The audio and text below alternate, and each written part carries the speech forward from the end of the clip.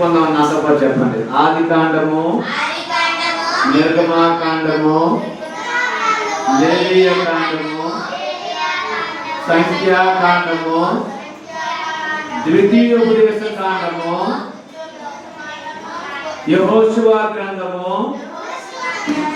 న్యాయాధిపతుల గ్రంథము, రూతు గ్రంథము, సమూయేలు మొదటి గ్రంథము, సమూయేలు రెండవ గ్రంథము, రాజుల మొదటి గ్రంథము,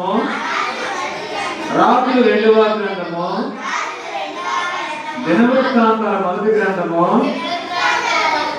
దినవృత్తాంతాల రెండవ గ్రంథము, యెజ్రా, నెహెమ్యా, ఎస్తేరు, యోబు గ్రంథము, కీర్తనల గ్రంథము, సామెతల గ్రంథము, ప్రసంగి గ్రంథము, పరమకీర్తనలు, యెషయా గ్రంథము, కూర్చో, యిర్మీయా గ్రంథము, విలాప వాక్యముల గ్రంథము, యెహెజ్కేలు గ్రంథము, దానియేలు గ్రంథము, హోషేయ గ్రంథము, యోవేలు గ్రంథము, ఆమోసు గ్రంథము, ఓబద్యా గ్రంథము, యోనా గ్రంథము, మీకా గ్రంథము, నహూము గ్రంథము, హబక్కూకు గ్రంథము, జెఫన్యా గ్రంథము, హగ్గయి గ్రంథము, జకర్యా గ్రంథము, మలాకీ గ్రంథము. ఇవన్నీ పాత నిబంధన, పాత పుస్తకాలు. కొత్త నిబంధన గ్రంథాలు మత్తయి సువార్త, మార్కు సువార్త, లూకా సువార్త, యోహాను సువార్త, అపోస్తలుల కార్యములు,